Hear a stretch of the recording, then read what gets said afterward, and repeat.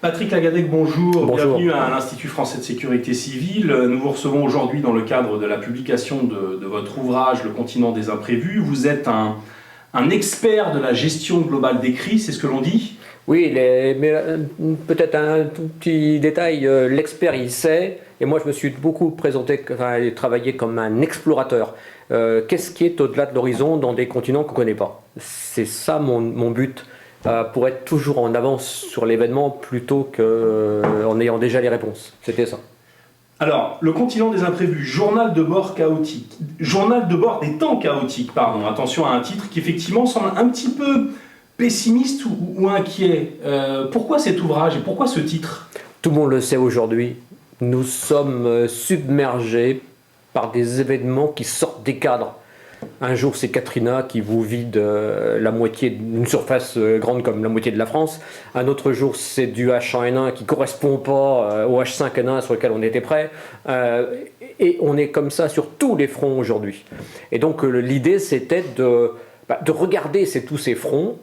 Et j'en ai parlé à Todd Laporte, à un grand expert américain qui me dit « Mais votre expérience que vous avez depuis 40 ans, écrivez-le ».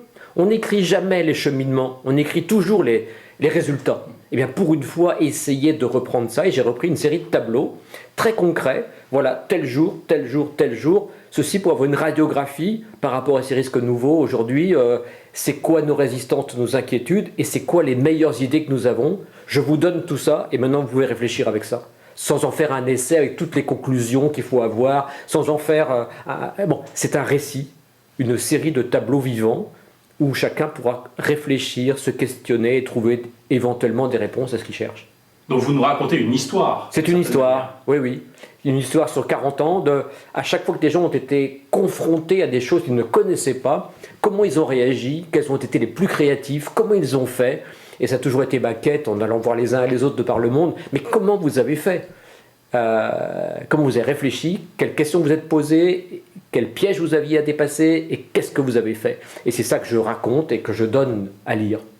Au sein de l'Institut français de sécurité civile, nous réfléchissons beaucoup à l'émergence des nouveaux risques et la gestion globale des crises. Comment vous, en tant qu'expert, percevez-vous l'émergence de ces nouveaux risques? Pour moi, c'est un immense point d'interrogation. On a à la fois des univers qui sont totalement interreliés. Un Américain me disait, si on a une inondation aujourd'hui, nous aurons immédiatement la cyberattaque. Alors que l'habitude, c'est de dire, bon, on sépare quand même le technique, le naturel et le sociétal. Aujourd'hui, tout est lié. Autre élément, on perd les socles fondamentaux de nos pays, les valeurs sont bougées, les frontières sont bougées, les tissus sont un peu explosés, c'est ce qu'on a vu pendant la canicule. Et tout ça, ça nous submerge.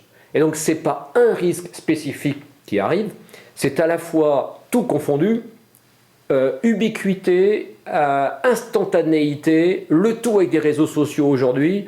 Enfin, disons, on y perd son latin si on arrive avec une cartographie toute faite, parce que ça ne marche plus.